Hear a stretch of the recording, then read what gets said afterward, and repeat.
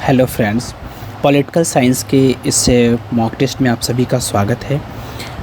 मैं हूं Sohan Kumar, revolution in study से। सबसे पहले मैं आपको ये बता दूं कि ये जो मॉक टेस्ट है किन किन एग्ज़ाम के लिए आपके लिए सहायक होंगे। पहला यूजीसी नेट जेआरएफ एग्ज़ाम होता है, उसके लिए सहायक होंगे। साथ ही साथ अगर आप किसी असिस्टेंट प्रोफेसर के लिए फॉर्म डाल रहे हैं तो उसमें भी यह कहीं ना कहीं आपके लिए सहायक सिद्ध होगी।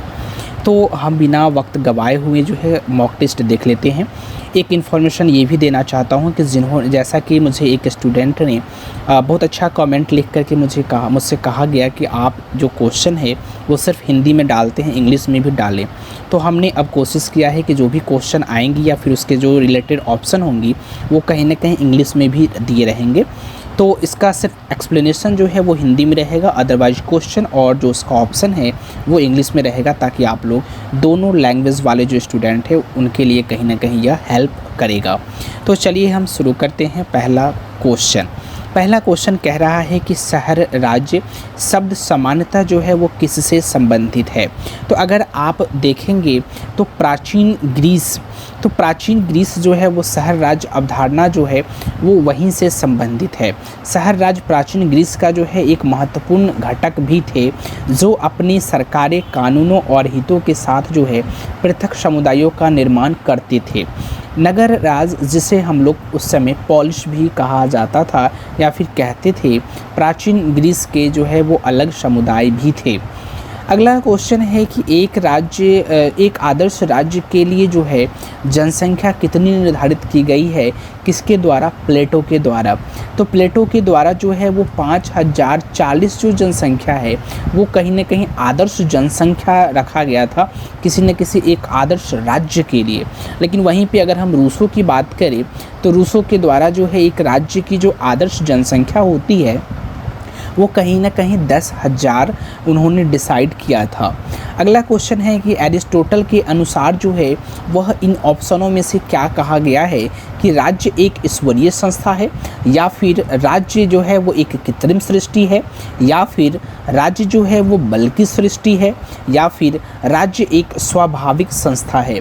तो इन सब में से जो आपको एक अच्छा ऑप्शन दिख रहा है वो दिख रहा है राज्य एक स्वाभाविक संस्था है, और यही जो है वो अरस्तु के अनुसार भी है। तो अरस्तु के अनुसार जो है राज्य एक स्वाभाविक तथा प्राकृतिक संस्था है, और इसकी उत्पत्ति जो है एक प्रक्रिया के द्वारा विकास के कारण हुआ है।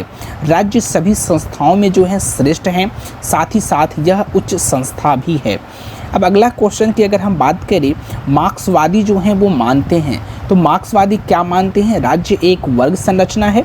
तो अगर आपने मार्क्स को अगर पढ़ा होगा या मार्क्सवादी सिद्धांत को आपने पढ़ा होगा तो उसमें अनेकों बार चर्चा की गई है कि राज्य जो है एक वर्ग संरचना है। इसका ऑप्शन एक ही सही होना चाहिए, और ऑप्शन एक ही सही भी है। मार्क्सवादी मानते हैं कि राज्य जो है एक वर्ग संरचना है।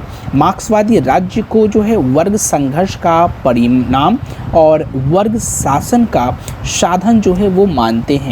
इस प्रकार जो है मार्क्स के लिए राज्य अनिवार्य रूप से एक वर्ग संरचना है, एक वर्ग का संगठन जो दूसरे वर्गों पर अपना प्रभुत्व जो है वो रखते हैं। अगला क्वेश्चन है कि यह कथन हो सकता है कि राज्य एक नैतिक संस्था है जो मनुष्य के पूर्ण नैतिक विकास के लिए जो है वो अनिवार्य है। यह जो है इसका आरोपण है। अगर हम किसी राज्य के लिए पूर्ण नैतिक विकास की अगर हम बात करें या फिर राज्य एक नैतिक संस्था की बात करें तो यह कहीं ना कहीं उदारवादी को लेकर के जो है वो आगे बढ़ता है। उदारवादी माफ़ कीजिएगा, नहीं, ये तो अराजकतावादी है, आदर्शवादी। उदारवादी या फिर आदर्शवादी जो है उसको लेकर के। तो आदर्शवादी विचारधारा के अनुसार जो है राज्य एक नैतिक संस्था है जो मनुष्य के पूर्ण नैतिक विकास के लिए जो है वो अनिवार्य होती हैं। अगला क्वेश्चन है कि आदमी एक सामाजिक प्राणी है, ऐसा किसने कहा था? तो आदमी जो है एक सामाजिक प्राणी है, यह एरिस्टोटल ने कहा था या फिर अरस्तु ने कहा था। तो अरस्तु के अनुसार जो है मनुष्य एक सामाजिक प्राणी है, एक ऐसा व्यक्ति है जो स्वाभाविक रूप से असामाजिक हैं और आकस्मिक रूप से जो है हमारे ध्यान में नहीं रहते, या फिर कह सकते हैं मानव से अधिक भी हैं। मनुष्य अपनी मानवता का विकास जो है वो समाज में रह कर के ही कर सकता है, अदरवाइज नहीं। यह एरिस्टोटल का जो विचार है। अगला है राज्य एक आवश्यक बुराई है, यह मत इनमें से जो है वो किससे संबंधित है, तो यह है आपका व्यक्ति परक से। व्यक्तिवादी सिद्धांत के अनुसार राज्य जो है एक आवश्यक बुराई है। व्यक्तिवादी जो है वो राज्य द्वारा व्यक्ति के जीवन में हस्तक्षेप के सिद्धांत का जो है वो समर्थन करता है। व्यक्तिवादी जो है वो राज्य की आवश्यक इसलिए मानते हैं, व्यक्तिवादी जो है राज्य को आवश्यक इसलिए मानते हैं क्योंकि इसके बिना मानव समाज के बारे में बहुत कुछ नहीं किया जा सकता, और बुराई इसलिए मानते हैं क्योंकि राज्य की शक्ति जो है वो व्यक्ति की स्वतंत्रता को नष्ट कर देता है।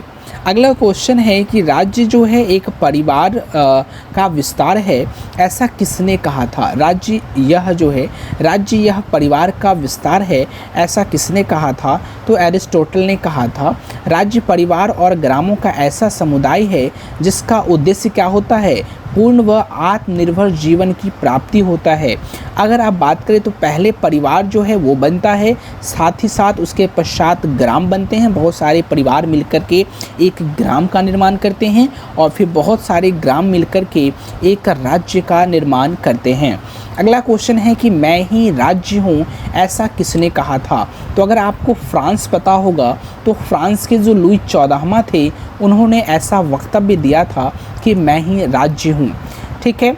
अगला क्वेश्चन है कि सॉवरेनिटी जो है या फिर सर्वसत्ता का यह शब्द जो है वो लैटिन भाषा के इस शब्द से लिया गया है, अर्थात सॉवरेनिटी शब्द जो या फिर सर्वसत्ता जो शब्द है वह एक लैटिन भाषा के किस शब्द से जो है वह लिया गया है? तो यह लिया गया है सुप्रानस से जो है यह शब्द लिया गया है सर्वसत्ता। और सुप्रानत जो है वो कौन सी शब्द है? तो वह लैटिन शब्द है। संप्रभुता को अंग्रेजी में सॉवरेनिटी कहते हैं। सॉवरेनिटी शब्द की उत्पत्ति जो है वह लैटिन भाषा के शब्द सुप्रानस से हुई है, जिसका अर्थ क्या होता है? सर्वोच्च संसत्ता होता है। संप्रभु शब्द का प्रयोग सर्वप्रथम फ्रांसीसी विचारक जीन वोंदा ने अपनी पुस्तक the 6 books of the Republic में किया था। इस प्रकार संप्रभुता शब्द जो है वो 16वीं शताब्दी में अस्तित्व में आता है। आप यहाँ पे बुक का जो नाम दिख रहा है वह भी आपको पढ़ना है, या फिर अगर संभव हो सके तो आप याद भी कर लें। अगला क्वेश्चन है कि किसने कहा था सर्वसत्ता यह राज्य की पूर्णता है? तो सर्वसत्ता राज्य की पूर्णता की बात आती है तो यह रोमनों को आपने याद किया होगा, तो रोमन जो है इसका आंसर हो जाएगा।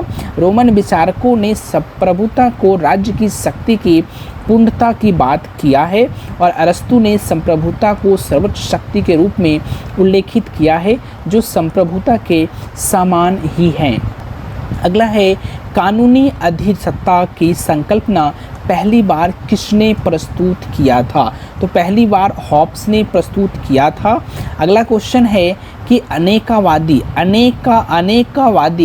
इसमें विश्वास रखते हैं या फिर इनमें विश्वास रखते हैं, तो अब इनमें का मतलब है कि इन ऑप्शन में से किन में विश्वास रखते हैं? तो हमने ऊपर ही देखा है कि संपूर्ण अधिसत्ता में जो है वो विश्वास करते हैं। अगर इस वाले कानून अधिसत्ता की अगर हम बात करें तो उसके एक्सप्लेनेशन की, तो कानूनी अधिसत्ता की संकल्पना जो है पहली बार थॉमस हॉब ने प्रस्तुत किया था, जिन्होंने तर्क दिया था कि प्रत्येक राज्य में किसी व्यक्ति या फिर व्यक्ति के समूहों के पास कानून घोषित करने का अंतिम व पूर्ण अधिकार जो है वो होना चाहिए। याद रखिएगा, चाहिए। अनेकावादी जो विश्वास करते हैं वो करते हैं संपूर्ण अधिसत्ता में, और संप्रभुता की अनेकावादी या फिर अनेकवादी अवधारणा संपूर्ण अधिसत्ता में विश्वास करती है। उनके अनुसार राज्य जो है वो सर्वोच्च संघ है और अन्य सभी संघ राज्य की रचना है, और उनका अस्तित्व जो है वो संप्रभु शक्ति की इच्छा पर निर्भर करता है।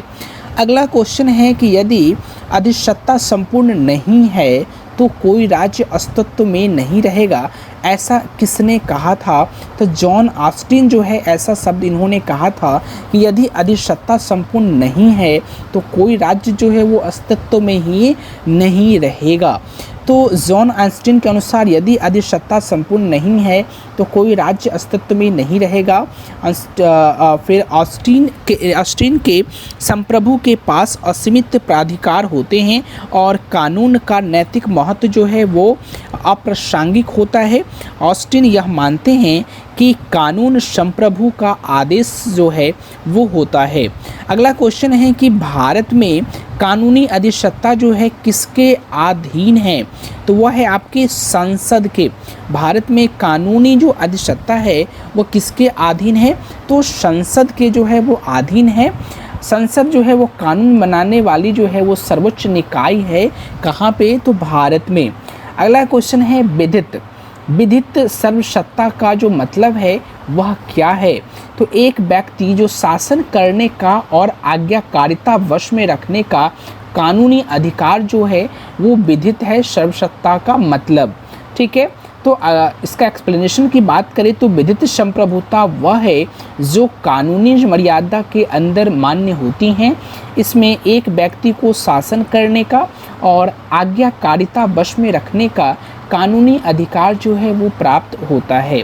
अगला क्वेश्चन है कि लोकतांत्रिक प्रणाली की सरकार में लोक अधिसत्ता इनमें से रहती है, किस में रहती है, तो लोगों के द्वारा। क्योंकि अगर लोकतांत्रिक प्रणाली की बात करें तो जो राज्य की लोक अधिसत्ता जो है वह लोग में ही रहते हैं। अगला क्वेश्चन है लास्की के अनुसार राज्य क्या है, तो लास्की के अनुसार जो है राज्य एक समाज का सेवक है। ठीक है, लास्की ने कहा कि कोई भी राज्य उन्हीं अधिकारों से पहचाना जाता है जिसमें वह कायम रहता है। लास्की राज्य की कल्याणकारी कार्यों का संचालन करता मानता था। राज्य व्यक्ति के अधिकारों का जो है वो संरक्षक भी है। अगला जो क्वेश्चन है कि आधुनिक समय में बल सिद्धांत की बलिष्ठ समर्थक थे, तो आधुनिक समय में बल सिद्धांत के बलिष्ठ जो समर्थक थे वो कौन थे, तो वो थे आपके हिटलर जो हैं वो आपके आधुनिक समय में बलिष्ठ सिद्धांत के जो हैं वो समर्थक थे। जर्मनी के तानाशाह एडोल्फ हिटलर आधुनिक समय में बल सिद्धांत के प्रबल समर्थक थे। अगला क्वेश्चन है मातृक सिद्धांत के अनुसार परिवार का प्रमुख कौन था। मातृक सिद्धांत के अनुसार की अगर हम बात करें तो सबसे बड़ी जो महिला सदस्य होते हैं परिवार में वही जो हैं वो आपके मातृक सिद्धांत के अनुसार जो है परिवार का प्रमुख होती हैं। अगला जो क्वेश्चन है कि सामाजिक अनुबंध सिद्धांत के 3 प्रमुख प्रतिपादक जो हैं वो कौन थे, तो पहला तो आपकी हॉब्स थे, दूसरा लॉक थे और तीसरा जो है वो आपके रूसो थे।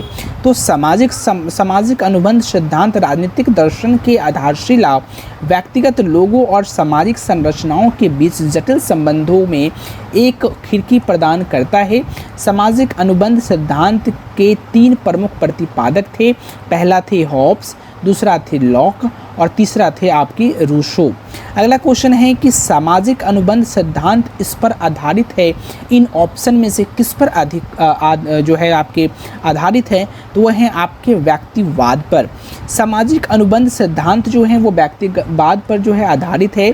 इस दृष्टिकोण के अनुसार राज्य की सत्ता इसलिए ठीक मानी जाती है कि इस सत्ता को हमने अपने मन में या फिर अपने मन से राज्य को दिया है। राज्य का औचित्य केवल इसलिए है कि वह कुछ सुरक्षात्मक जो है या फिर सुरक्षात्मक कार्य जो है वो कर सकते हैं। अगला क्वेश्चन है कि सामाजिक अनुबंध सिद्धांत इससे संबंध रखता है, इन ऑप्शन में से किससे जो है वो सामाजिक अनुबंध सिद्धांत जो है वो संबंध रखता है, तो राज्य का मूल से जो है वो संबंध रखता है। अगला क्वेश्चन है हॉब्स के अनुसार प्रकृति का राज्य जो है इसका युग था, तो प्रकृति का राज्य जो है वह किसका युग माना जाता है, तो निरंतर संघर्ष की जो है वह माना जाता है हॉब्स के अनुसार, अकॉर्डिंग टू हॉब्स, राइट। अगला क्वेश्चन है लॉक के अनुसार प्रकृति के राज्य के लोग जो हैं केवल इसका उपयोग जो है वह करते वो करते थे, तो किसका, तो प्राकृतिक अधिकार का जो है वो उपयोग करते थे। लॉक्स के अनुसार प्राकृतिक प्रकृति में या फिर प्रकृति के राज्य के लोग जो है सद्भावना पूर्ण आपसी सहयोग शांति सुरक्षा की अव्यवस्था में रहते हैं तथा प्राकृतिक अधिकारों का उपभोग करते हैं। लॉक ने 3 प्रकार के प्राकृतिक अधिकार बताए हैं। पहला है आपका जीवन, दूसरा है आपका स्वतंत्रता, तीसरा है आपका संपत्ति का अधिकार। ठीक है, किसके द्वारा बात हो रही है? तो लॉक के द्वारा। अगला जो क्वेश्चन है कि रूसो जो हैं इस देश का रहने वाला था। रूसो जो हैं वह किस देश का जो है वो रहने वाला था? तो वो फ्रांस के जो हैं वो रहने वाले थे। कौन? रूसो। रूसो का जन्म जो है वो जिनेवा के एक निर्धन परिवार में 1712 ईस्वी में होता है, लेकिन रूसो में बौद्धिक स्पंदन की चिंगारी जो है उन्हें फ्रांस में मिली थी। अगला क्वेश्चन है कि किसने कहा कि आदमी जन्म के वक्त आज़ाद है और बाद में हर जगह जंजीरों से जकड़ा होता है? तो यह शब्द भी रूसो का ही है। तो रूसो ने ही कहा था कि मनुष्य जन्म तो लेता है स्वतंत्रता पूर्वक, लेकिन वह जीवन भर जंजीर में जो है वो बंधे रहता है। अगला क्वेश्चन है कि आधुनिक राज्य को ऐसे वर्णित करते हैं, आधुनिक राज्य को ऐसे वर्णित करते हैं कि एक कल्याणकारी राज्य है। आधुनिक राज्य जो है एक कल्याणकारी राज्य है। लोकहित को व्यक्ति के सर्वांगीण विकास के माध्यम से अर्जित करने वाला राज्य लोक कल्याणकारी राज्य होती हैं।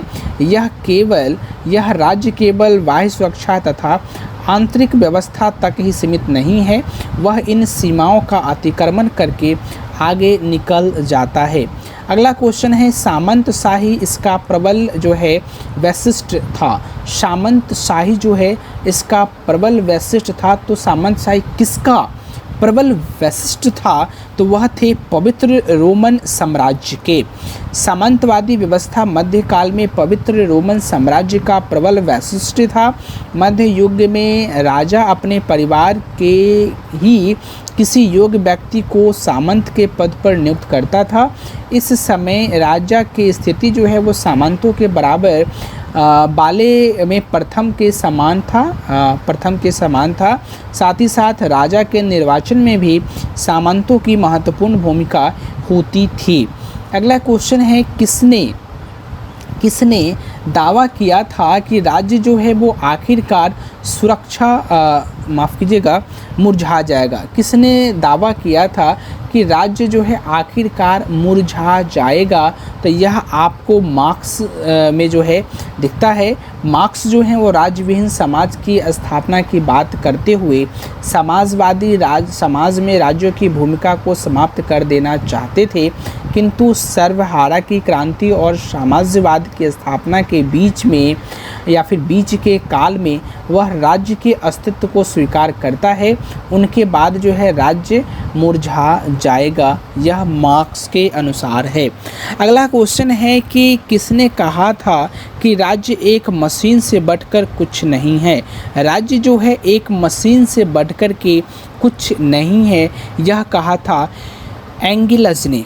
लेनिन के अनुसार जो है राज्य एक ऐसा यंत्र है जो एक वर्ग को पराधीन व आज्ञाकारी बनाने के लिए निर्मित किया गया है। यह एक मशीन से बढ़कर कुछ नहीं है। यह कथन जो है फ्रेडरिक एंगेल्स का जो है वह दिया हुआ है। अगला क्वेश्चन है मार्क्स सिद्धांत जो है वो किसका समर्थन करता है? तो वह साम्यवाद का जो है वह समर्थन करता है। अगला है अधिशेष मूल्य का मतलब क्या होता है? तो बिक्री प्राप्ति और वेतन का अंतर जो है वो आपका अधिशेष मूल्य का मतलब होता है। अगला क्वेश्चन है संसद और संविधान इसके उपकरण हैं। संसद व संविधान जो हैं वह किसके उपकरण हैं? तो कानूनी न्याय के। संसद और संविधान कानूनी न्याय के उपकरण हैं। कानून बनाने का अधिकार संसद के पास है। शासन व्यवस्था का संचालन संविधान के अनुसार होता है। अगला क्वेश्चन है संविधान है। संविधान क्या है? तो देश का मूलभूत कानून जो है वही आपका संविधान है। क्योंकि अगर आप भारत में भी रहते हो तो अगर आप भारत के आम आदमी हो, मतलब आम जनता हो, या फिर आप गवर्नमेंट में हो, तो सबके लिए कानून है। अगर आप गवर्नमेंट में हो तो ऐसा नहीं कि आपके लिए संविधान में कानून नहीं है, सबके लिए है। आप उसके अनुसार रह करके ही कार्य कर सकते हैं। जो बातें लिखी गई हैं और वही लिखी हुई बातों का समावेशन किसी एक जगह हो जाए तो वही संविधान कहलाती है। संविधान किसी भी देश का मूलभूत कानूनी दस्तावेज है। संविधान आधुनिक लोकतांत्रिक देशों में शासन विधान का आधार होता है। हर देश अपनी राष्ट्रीय आवश्यकताओं के अनुरूप संविधान बनाने का प्रयास करता है। अगला जो क्वेश्चन है कि भारतीय संविधान को किसने अधिनियम जो है ये फिर बनाया था, तो इसे संविधान सभा ने जो है वह अधिनियम बनाया था। अगर आपने प्रियम्बल पढ़ा होगा तो यह मतलब प्रस्तावना, तो उसमें बखूबी तराश करके यह बात जो है मेंशन किया गया है। तो संविधान सभा ने 26 नवंबर 1949 को भारतीय संविधान को अधिनियमित किया है। यह बात जो है प्रस्तावना में लिखा गया है। यह प्रस्ताव 26 नवंबर 1949 को स्वीकृत हुआ और प्रस्तावना के शब्दों में इस दिन भारत के लोगों ने अपनी संविधान सभा में संप्रभु संपन्न लोकतंत्रात्मक भारतीय गणराज्य के संविधान को अंगीकृत, अधिनियमित और आत्मसमर्पित जो है वो किया था। विद स्टार्ट ही होता है ना, with the people of India, हम भारत के लोग। अगला क्वेश्चन है कौन सी योजना के प्रस्ताव से संविधान सभा की जो है वह स्थापना हुई थी। तो द कैबिनेट मिशन प्लान जो है उसके द्वारा जो है संविधान सभा की स्थापना हुई थी। द कैबिनेट मिशन प्लान के प्रस्ताव पर संविधान सभा की स्थापना हुई थी। फरवरी 1946 में ब्रिटिश मंत्रिमंडल के सदस्य एवं भारत मंत्री पैथिक लॉरेंस ने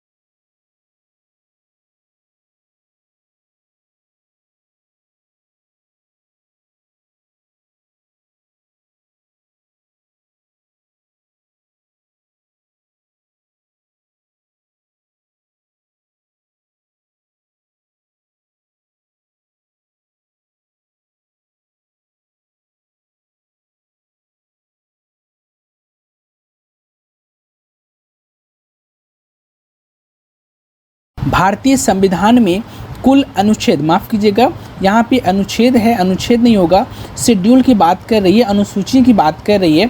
तो भारतीय संविधान में कुल जो है वो 12 अनुसूचियाँ हैं, ये बात आप ध्यान रखिएगा।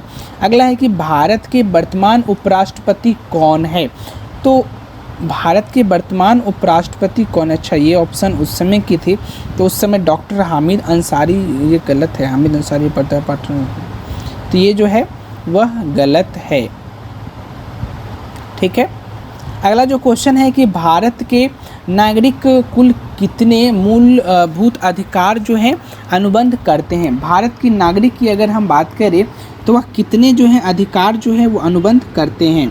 भारतीय नागरिक की बात करें तो अभी आप देखेंगे तो भारत के जो अभी की बात करें तो 6, अगर 6 अधिकार जो हैं अभी वर्तमान में आपके होते हैं। ठीक है, लेकिन मूल संविधान में जो है वह कितने थे? 7 थे, लेकिन जो है संपत्ति का अधिकार जो है उसको हटा दिया गया है और वर्तमान में जो है सिर्फ जो है वह 6 ही हैं। ठीक है, तो मूल अधिकार 6 हैं।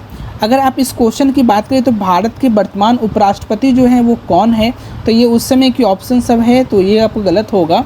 अगर वर्तमान की बात करें तो भारत में जो राष्ट्रपति हैं वो तो द्रौपदी मुर्मू हैं, लेकिन अगर उपराष्ट्रपति की अगर हम बात करें तो वर्तमान में जगदीप धनखड़ हैं। ठीक है, तो आप ये बात को ध्यान रखिएगा। तो भारत के मूल अधिकार की बात करें तो वर्तमान में 6 हैं, मूल संविधान में 7 थी, लेकिन हमने 44वें संविधान संशोधन के तहत संपत्ति के अधिकार जो है उसे इस सूची से बाहर कर दिया गया और वर्तमान में सिर्फ 6 मूल अधिकार दिए हुए हैं। अगला जो क्वेश्चन है कि संविधान को कौन से भाग में मूलभूत अधिकारों के बारे में जानकारी जो है वह दी गई है, तो भाग 3 में। अब देखिए इसमें जो आपके मूल अधिकार हैं वह कौन कौन से हैं।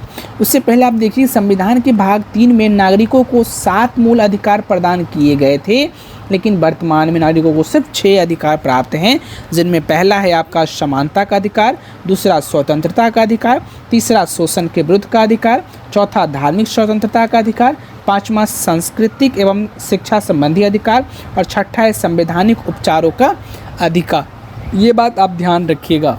अगला क्वेश्चन है कि हर वर्ष मानव अधिकार दिवस जो है वो किस तिथि को मनाया जाता है, तो 10 दिसंबर को। यह 1948 में संयुक्त राष्ट्र महासभा के द्वारा मानव अधिकारों की सार्वभौम घोषणा को मंजूरी देने के उपलक्ष्य में प्रतिवर्ष 10 दिसंबर को जो है वह मानवीय अधिकार दिवस मनाया जाता है।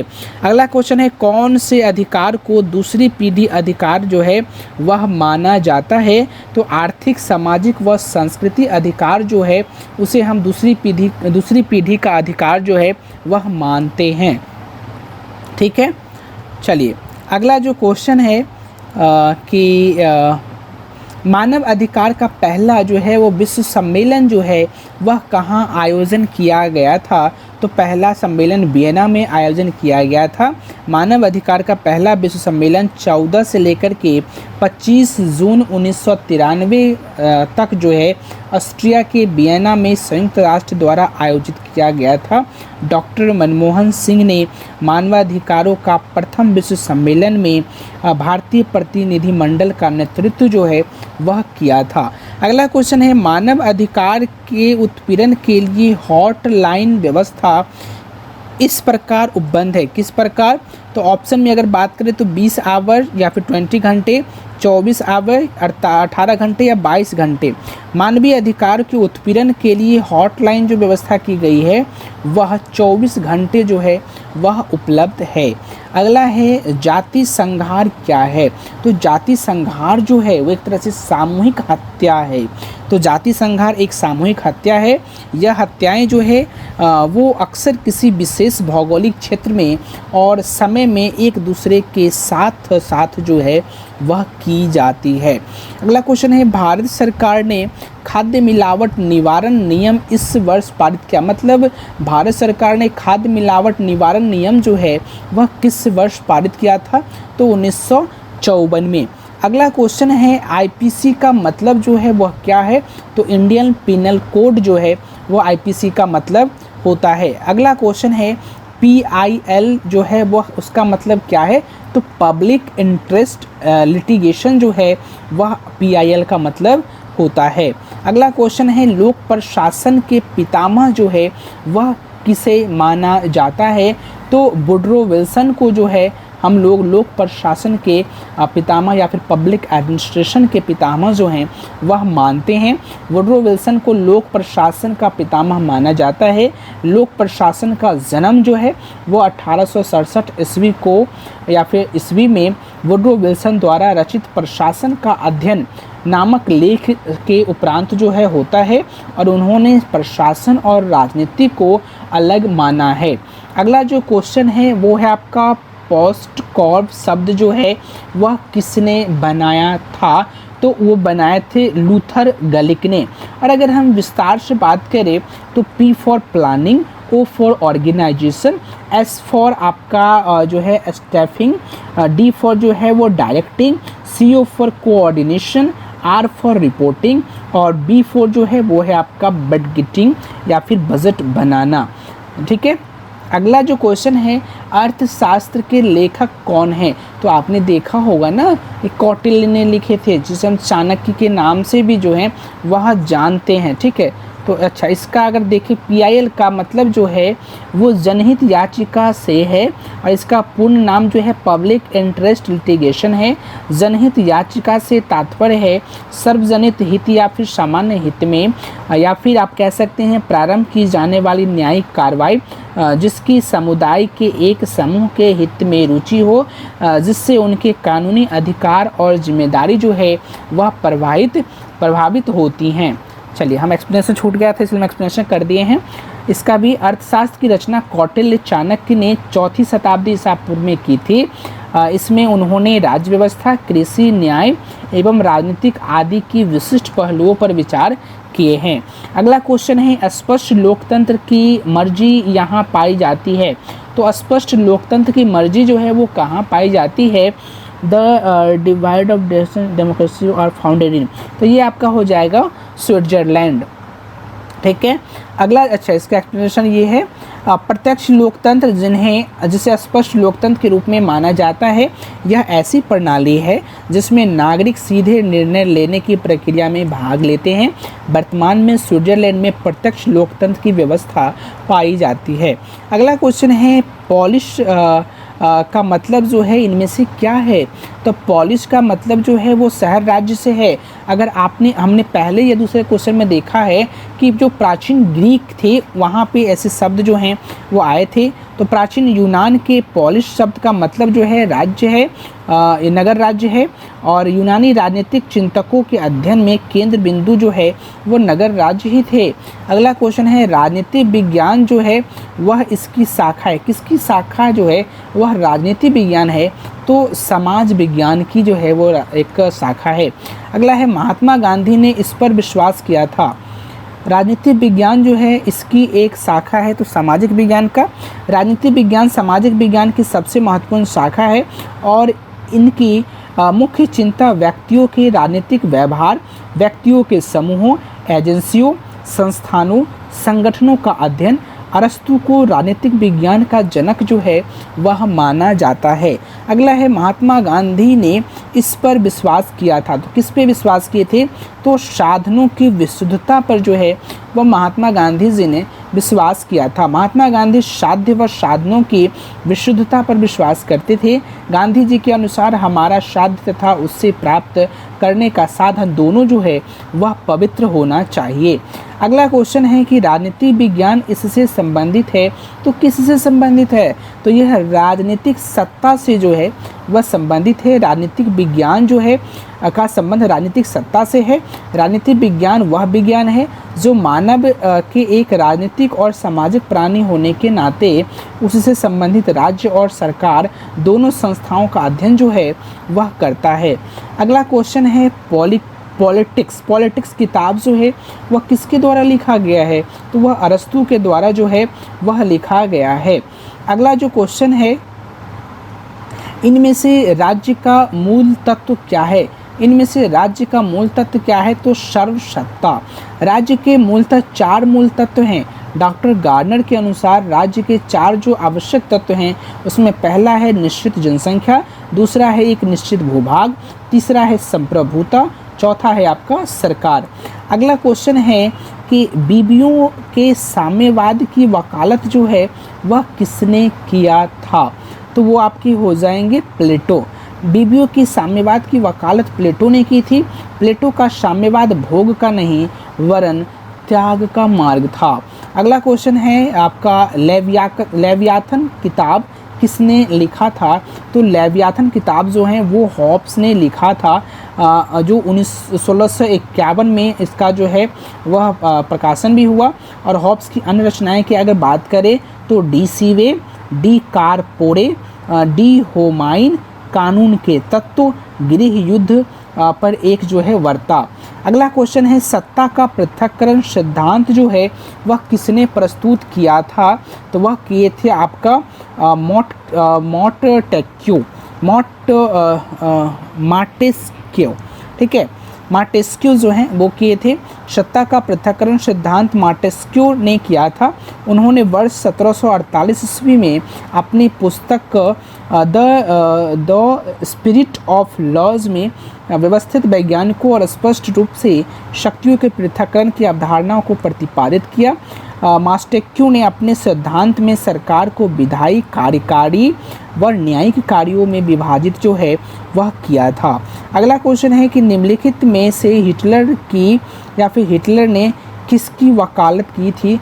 तो नाजीवाद की जो है उन्होंने वकालत की थी। अगला है इनमें से किसने सत्याग्रह जो है वो अपनाते हैं? तो महात्मा गांधी जी जो हैं वो सत्याग्रह अपनाते हैं। अगला क्वेश्चन है लोकतंत्र ऐसा शासन पद्धति है जिसमें अंतरिम सत्ता जो है वो इनके हाथों में होती है। किनके हाथों में? तो जनता के हाथों में। अगला है पंचशील की प्रस्तावना किसने की थी या फिर पंचशील की प्रस्तावना जो है वह किसने दिया था? तो यह कहीं ना कहीं नेहरू जी दिए थे चीन के प्रति। तो पंचशील सिद्धांत अवधारणा जो है वो नेहरू ने दी थी। वर्ष 1954 में भारत और चीन के बीच पंचशील समझौता हस्ताक्षरित किया गया था। इसका मूल उद्देश्य दोनों देशों के बीच शांतिपूर्ण सहअस्तित्व का व्यवस्था कायम करना था। लेकिन आपने देखा होगा कि जो लद्दाख के समीप वाले जो इलाके थे उसमें चाइना ने सड़क बनाया था, जिस कारण से यह पंचशील समझौता जो है वो ख़त्म हुई थी या फिर थोड़ा सा जो है उसके में आहट पहुंची थी। अगला क्वेश्चन है लाल बहादुर शास्त्री राष्ट्रीय प्रशासन अकादमी जो है वह कहाँ स्थित है? तो मसूरी में स्थित है। लाल बहादुर शास्त्री प्रशासनिक अकादमी मसूरी में है। इसकी स्थापना 1958 में की गई थी। यह सार्वजनिक नीति और सार्वजनिक प्रशासन पर एक सिविल सेवा प्रशिक्षण संस्थान जो है वह है। अगला है आईएएस के लिए भारतीय एजेंसी कौन सी है? आईएएस के लिए भारतीय जो है एजेंसी कौन सी है? तो वह है आपका UPSC, union public service commission, जिसकी स्थापना जो है 1 अक्टूबर 1926 को की गई थी। अगला है आपका लाइन एजेंसी का कार्य जो है वह क्या है? लाइन एजेंसी का कार्य जो है वह क्या है? तो वह है कार्यान्वित करना। अगला क्वेश्चन है कि बजट स्वीकृति के लिए कौन जिम्मेदार है? बजट स्वीकृति के लिए कौन जिम्मेदार है? तो संसद।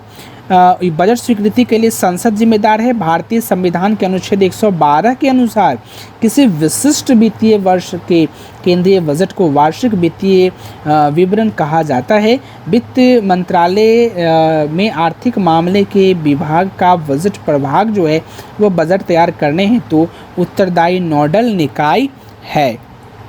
अगला जो क्वेश्चन है कि बजट जो है यह तैयार करते हैं, the budget is prepared by, budget को तैयार करते हैं कौन? तो वित्त मंत्री। वित्त मंत्री संसद में बजट प्रस्तुत करने बजट प्रिपेयर्ड बाय प्रस्तुत करते हुए अपने साथ अन्य प्रलेखों की प्रस्तुत करते हैं। इसमें बृहत आर्थिक रूपरेखा वेतन को जो ही सम्मिलित है। वित्त मंत्री बजट को प्रिपेयर करता है, प्रस्तुत करता है, वो तो हो सकता है। तो बजट जो है वो प्रस्तुत करता है, वित्त मंत्री की बात अगर हम कर सकते हैं तो होगा। अगला है आपका कर्नाटक की प्रथम प्रजा कौन है? कर्नाटक की प्रथम प्रजा जो है वो कौन है? तो कर्नाटक राज्य है। और अगर राज्य की प्रथम प्रजा की बात करें तो राज्यपाल है, और देश की प्रथम की बात करें तो राष्ट्रपति है। अगला क्वेश्चन है कि सरकार का फोर्थ स्टेट किससे जो है वह माना जाता है? सरकार का फोर्थ स्टेट, फोर्थ स्टेट किसे माना जाता है, तो वह तो आपको अखबार का फोर्थ पिलर की अगर बात करें, पिलर की बात करिए फोर्थ पिलर की, तो पहला जो पिलर है वो है आपका विधायिका, दूसरा जो पिलर है वो है आपका कार्यपालिका, तीसरा जो पिलर है वो आपका न्यायपालिका, चौथा जो पिलर है वो है आपका पत्रकारिता। अगला है राजदूतों की नियुक्ति कौन करता है, तो राजदूतों की नियुक्ति जो है हमारे प्रेसिडेंट करते हैं। अगला क्वेश्चन है अंतर्राष्ट्रीय संबंध को कहा जाता है, तो विदेश नीति जो है वह कहा जाता है फॉरेन पॉलिसी। अगला क्वेश्चन है कि NAM नाम के वास्तुकार जो हैं वो कौन थे, नाम का जो वास्तुकार थे वो नेहरू थे, जिसको हम नॉन अलाइड मूवमेंट जो है वो बोलते हैं। अगला जो क्वेश्चन है इसका एक्सप्लेनेशन देखें तो नाम का जो जो अवधारणा है वह शीत युद्ध की पृष्ठभूमि में इंडोनेशिया में आयोजित बाडुंग सम्मेलन 1955 के दौरान रखी गई थी। शीत युद्ध उस समय USSR और फिर USA के मध्य जो है वो चलती थी या फिर चल रही थी। जो USSR की विघटन जो 1991 में हो जाती है, तत्पश्चात शीत युद्ध जो है वो स्वतः ही खत्म हो जाती है। अगला है UNO का मुख्यालय कहाँ है, तो वो आपका न्यूयॉर्क में है। अगला क्वेश्चन है सार्क का मुख्यालय कहाँ है, तो वो आपका काठमांडू नेपाल में है। अगला है UNO की स्थापना जो है वो कब की गई थी, तो 1950 में। अगला जो क्वेश्चन है कि निम्न में से कौन सा देश UN के सुरक्षा परिषद के अस्थायी सदस्य हैं। अस्थायी सदस्य की बात करें तो UK हैं, लेकिन उसमें 5 देश जो हैं वो अस्थायी हैं। पहला है USA, दूसरा ब्रिटेन, तीसरा रूस, चौथा फ्रांस और पांचवा जो है हमारा पड़ोसी चीन है। अगला है हिंद स्वराज जो है वह किसने लिखा था, तो हिंद स्वराज गांधी जी ने लिखा था 1909 ईस्वी में, ठीक है। और महात्मा गांधी जी ने हरिजन सेवक संघ की स्थापना 1932 ईस्वी में की थी। अगला क्वेश्चन है निम्न में से कौन सा इंग्लैंड का अपर हाउस है, तो इंग्लैंड के जो अपर हाउस है उसको हम लोग बोलते हैं हाउस ऑफ लॉर्ड्स, ठीक है। और उसके पश्चात जो है आपका हाउस ऑफ इंग्लैंड के जो विधानमंडल को पार्लियामेंट कहते हैं, वहाँ के उच्च सदन को लॉर्ड सभा या फिर हाउस ऑफ लॉर्ड कहते हैं, और निम्न सदन को हाउस ऑफ कॉमन कहते हैं। अगला है माई एक्सपेरिमेंट विथ ट्रुथ किसने लिखा था, तो MK गांधी या फिर कह सकते हैं जो है सो मोहनदास करमचंद गांधी। तो my experiment with truth Mahatma Gandhi ji की रचना है। इनका और रचनाएं हैं जैसे कि हिंद स्वराज, भारतीय गृह शासन, यरवदा मंदिर से, यरवदा एक तरह से जेल था लेकिन उन्होंने उनको मंदिर माना। उसके पश्चात दक्षिण अफ्रीका में सत्याग्रह। अगला जो क्वेश्चन है कि निम्न में से कौन से भारत के राष्ट्रपति निर्विरोध जो है वह चुने गए थे, तो वो चुने गए थे नीलम संजीवा रेड्डी। अगला क्वेश्चन है कि निम्न में से कौन से परमादेश का मतलब अक्षरशः अपना अधिकार कार्य होते हैं, तो वह है अधिकार पृच्छ। अगला क्वेश्चन है भारत में पहला नगर निगम की स्थापना कहाँ किया गया था, तो वह मद्रास में जो है इसकी स्थापना हुई थी 1688 ईस्वी में। अगला है मंत्रिमंडल के प्रमुख जो हैं वो कौन होते हैं, तो प्रधानमंत्री। और आपने देखा होगा कल ही की मैं बात करूं तो प्रधानमंत्री जी ने नरेंद्र मोदी, ये 2024 की बात हो रही है, तो उन्होंने अपना मंत्रिमंडल के साथ साथ जो है अपना त्यागपत्र राष्ट्रपति जी को दिया है। अगला है क्वेश्चन हु आर शूद्राज, यह पुस्तक जो है वो किसने लिखा था, तो BR अम्बेडकर ने 1946 में लिखा था। अगला जो क्वेश्चन है वो है आपका UDHR का विस्तार कीजिए, या फिर UDHR का फुल फॉर्म जो है वो क्या है, तो वह है आपका universal declaration of human rights. अगला जो क्वेश्चन है UDHR को जो है 1948 में UNO द्वारा जो है वो अपनाया गया था। अगला है मैग्ना कार्टा किस वर्ष जो है वो पारित किया गया था, तो 1215 ईस्वी में। अगला क्वेश्चन है राष्ट्रीय मानव अधिकार आयोग की स्थापना जो है वह किस वर्ष हुई थी, तो 1993 ईस्वी में, ठीक है। अगला जो क्वेश्चन है राष्ट्रीय मतदान दिवस हर वर्ष किस दिन को मनाया जाता है, तो 25 जनवरी को। 2011 से ही भारत के निर्वाचन आयोग के स्थापना दिवस यानी 25 जनवरी 1950 को चिन्हित करने के लिए पूरे देश में हर साल 25 जनवरी को राष्ट्रीय मतदाता दिवस मनाया जाता है। इस टेस्ट सीरीज का अंतिम क्वेश्चन है, लोकसभा के पहले अध्यक्ष कौन थे? तो जीवी मावलंकर गणेश वासुदेव मावलंकर थे। वे 1952 से लेकर 1956 तक भारत के पहले लोकसभा अध्यक्ष होते हैं और वर्तमान में ओम बिरला जो लोकसभा अध्यक्ष हैं, भारत के पहले आम चुनाव के बाद 17 अप्रैल 1952 को पहले लोकसभा का गठन जो है वह किया गया था। ठीक है, तो ये आपका यहाँ तक कि लास्ट जो है वो क्वेश्चन थी। इसके पश्चात अगला सेट का है, तो हम अगला सेट भी देखेंगे। मैं आपसे एक चीज़ ज़रूर कहूँगा कि अगर ये वीडियो अच्छा लगा हो तो फिर लाइक चैनल सब्सक्राइब ज़रूर करना।